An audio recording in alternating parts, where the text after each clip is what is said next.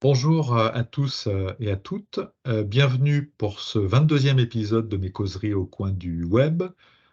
Aujourd'hui, je vais vous parler artificialité de l'intelligence.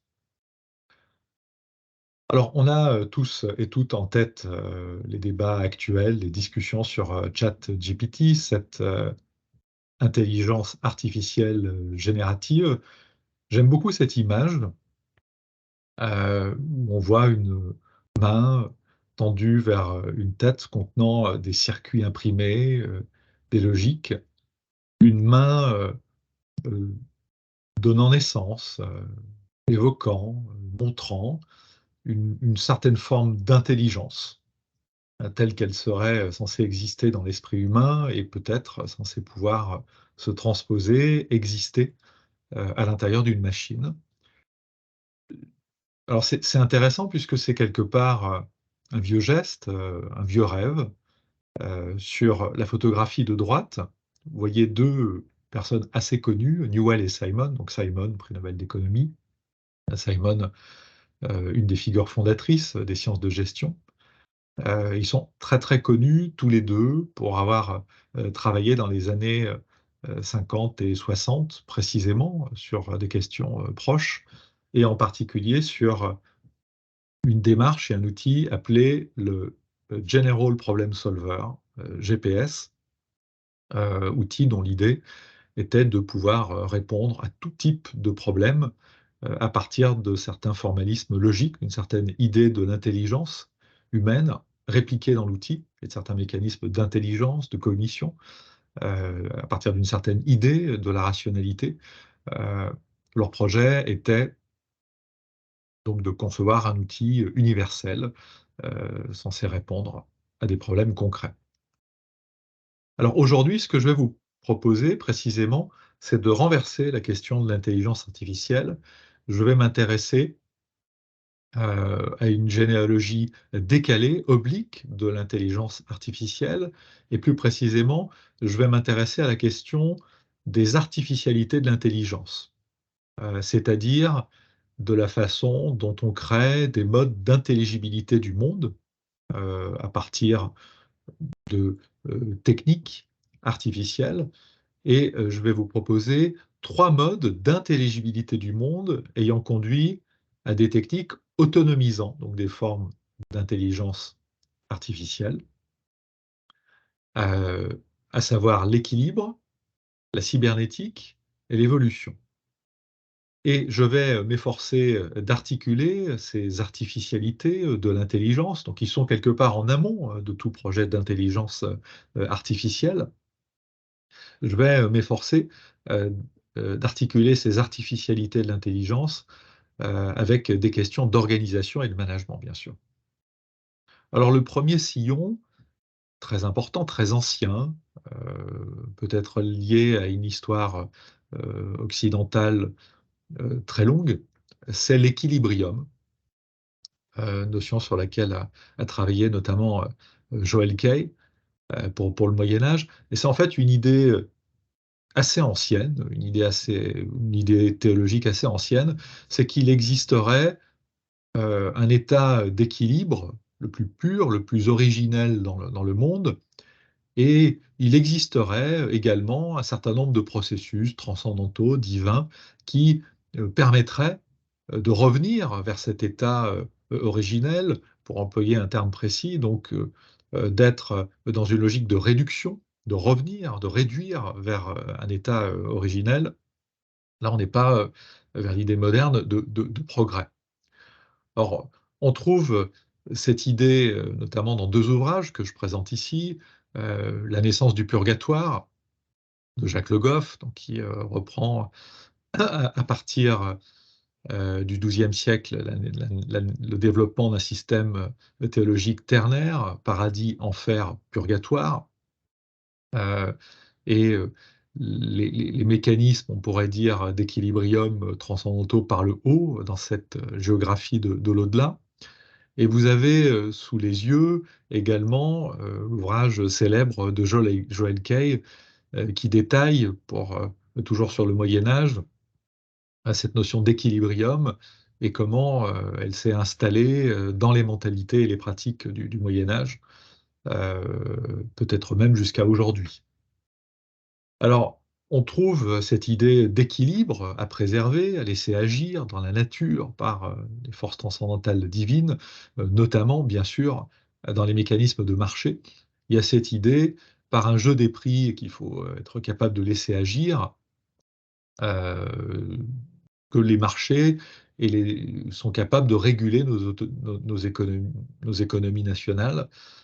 Le marché est un des grands dispositifs d'équilibrium qu'il faudrait savoir laisser agir, et aujourd'hui parfaitement instrumenté, incarné dans l'artificialité de l'intelligence de nos marchés et leur propre mode d'intelligibilité qu'on va trouver dans les outils à disposition des stratégies quantitatives aujourd'hui de nombreuses banques d'investissement. Le deuxième sillon, évidemment, avec un certain nombre d'articulations, euh, il y a des liens forts avec le sillon précédent, c'est le sillon cybernétique, donc, qui émerge dans les années 20, les années 30, et qui va véritablement s'incarner à partir de 42 informellement, et 1946 un peu plus formellement dans les fameuses conférences de Massy, organisées par la fondation Massy à New York. Et vous avez sous les yeux un mécanisme euh, très présent dans des modes d'intelligibilité, d'intelligibilisation du réel, supposé extérieur, à contrôler. Ce mécanisme, bien sûr, c'est la boucle de rétroaction. On va développer un certain nombre de capteurs sur le monde. Il y a des idées de position de proxy d'équilibre qu'il faut être capable de préserver. Et quand on s'éloigne des mécanismes d'équilibre, un certain nombre de processus vont apporter des corrections pour retrouver une position d'équilibre. On peut penser bien sûr au thermostat dans une pièce à chauffer à 19 degrés. Voilà, si on est trop en dessous de ce chiffre, si on est à 16 degrés, ben, les radiateurs vont se mettre en route. Si on est au-dessus, ils vont s'éteindre. Voilà, ça c'est une boucle de réaction assez typique et finalement assez présente dans les artificialités de l'intelligence qu'on va retrouver dans ce qui va s'appeler rapidement le cerveau électronique et dans évidemment un certain nombre de systèmes cybernétiques, voilà, par exemple des systèmes de défense euh, anti-aérien. Alors tout ça, c'est incarné voilà, sous trois vagues absolument indissociables, trois vagues d'artificialité de l'intelligence qu'on va retrouver notamment dans les conférences de Massy. La première, c'est le fameux, bien sûr, réseau de neurones formels, pensé par McCulloch et Pitt, présenté évidemment à Massy, reproduisant les circuits logiques, les modes de fonctionnement logique du cerveau. Hein. J'aime beaucoup cette photo que je présentais tout à l'heure pour ChatGPT. Il y a cette idée finalement de reproduire, peut-être pas au sens strict matériellement, mais plutôt de reproduire des effets matériels en reproduisant un certain nombre d'effets logiques. On peut imaginer d'appliquer un perceptron, par exemple, pour prévoir la défaillance d'entreprise. Ça a été fait, évidemment. Et donc, avec un certain nombre de couches ayant des coefficients de pondération, on part de couches d'entrée qui peuvent être des indicateurs de bilan, jusqu'à un ou des indicateurs de sortie, qui sont des indicateurs de faillite, et puis on corrige au fur et à mesure qu'on rentre des données de bilan sur une entreprise 1 jusqu'à une entreprise N, le système de pondération, jusqu'à arriver à un système correctement prédictif de la probabilité, par exemple à un an, que telle ou telle entreprise de tel ou tel secteur soit défaillante. Alors tout ça, et ça nous amène vers le côté génératif de l'IA, a progressivement été articulé avec ce qui s'appelle des algorithmes génétiques, c'est-à-dire que les systèmes, les matrices de pondération qu'on trouve à l'intérieur du réseau de neurones formel sont générés de façon très très rapide et de façon continue par l'algorithme. Voilà la matière première qui va être en permanence ajustée pour arriver à une bonne prédiction, par exemple de la défaillance d'une entreprise, sont de plus en plus générées par des algorithmes génétiques. Et tout ça est indissociable d'une un troisième bloc conceptuel qu'on pourrait associer en cybernétique, une troisième artificialité de l'intelligence, c'est la numérisation de l'information et l'obsession pour la réduction du bruit, bien évidemment. Cette information entrée dans les algorithmes, les outils d'IA, les processus de deep learning sont des données numérisées. Troisième sillon, très important, également avec une articulation intéressante avec le précédent, c'est le sillon évolutionniste. Là, j'ai envie de vous présenter un autre ouvrage évidemment très très connu, ouvrage de Charles Darwin en 1859 sur l'origine des espèces, qui va remettre en cause, avec d'autres, le paradigme fixiste, immobile euh, de la nature, et va expliquer, modéliser tous les processus de sélection naturelle, de niche, qui sont à l'œuvre dans l'évolution de la nature, un processus qu'on va évidemment trouver comme source d'inspiration très concrète, très, très matérielle également, dans un certain nombre d'artificialités de l'intelligence qui vont nourrir euh, les orientations, les conceptions de l'intelligence artificielle. Alors j'ai envie maintenant d'aller des sillons liés à ces artificialités de l'intelligence à des réflexions plus spécifiques à l'organisation et au management. D'abord, euh, en précisant un point qui me semble important, c'est que certains modes d'intelligibilité, certaines artificialisations que j'ai évoquées précédemment, sont plutôt continuistes. Évidemment, c'est le cas de l'équilibrium, c'est le cas de certains sous-sillons de la cybernétique, alors que d'autres sont plus discontinuistes, inscrits dans une intelligence qui doit se former par des ruptures, dans des ruptures. C'est plus le cas de la cybernétique et évidemment de l'évolutionnisme. Par bien des aspects, tous les trois ont plutôt, jusqu'à maintenant, contribué à une artificialité de l'intelligence qui est ce qu'on appelle le représentationnisme. C'est-à-dire qu'il y aurait un monde extérieur à plus ou moins bien représenter.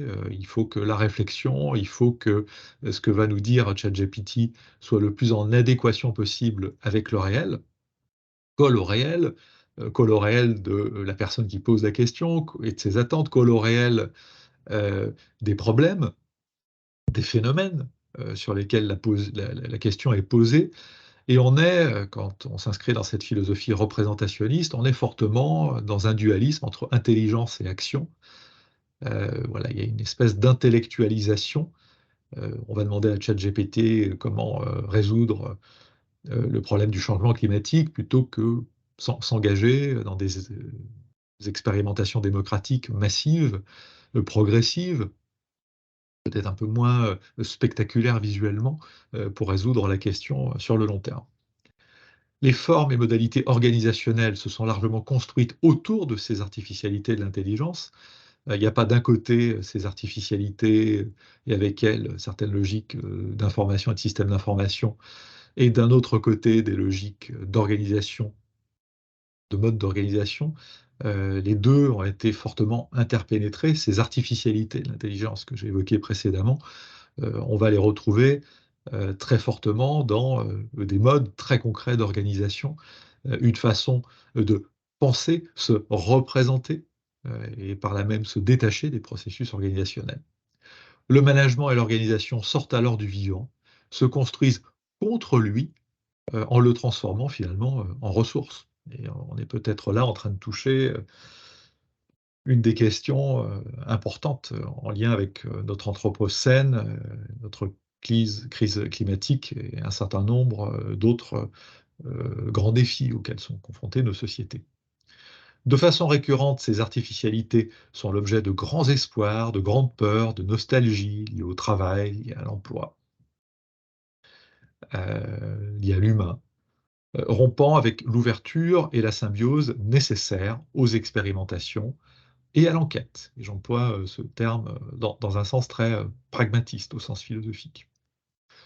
En conclusion, voilà, avec ce petit cartoon, j'invite mes auditrices et mes auditeurs à ne pas oublier d'ouvrir l'expérience, leurs expériences, à ne pas oublier d'expérimenter. Voilà, le plus grand chat GPT du monde, c'est l'expérience collective, c'est s'engager dans l'expérience, c'est s'interroger ensemble avec les collectifs les plus oxygénés, ouverts, divers possibles. C'est s'interroger par et dans l'action, et pas simplement par ChatGPT. Voilà un certain nombre de références également que je vous invite à consulter, notamment liées à mes propres recherches, en lien avec des collaborations initiées en 2012 avec Nathalie Mitef, notamment sur les conférences de Massy. Un grand merci. Merci pour votre temps, merci pour votre patience. N'hésitez pas, bien évidemment, à m'envoyer vos commentaires et vos questions à l'adresse devojani@dauphine.fr. Merci.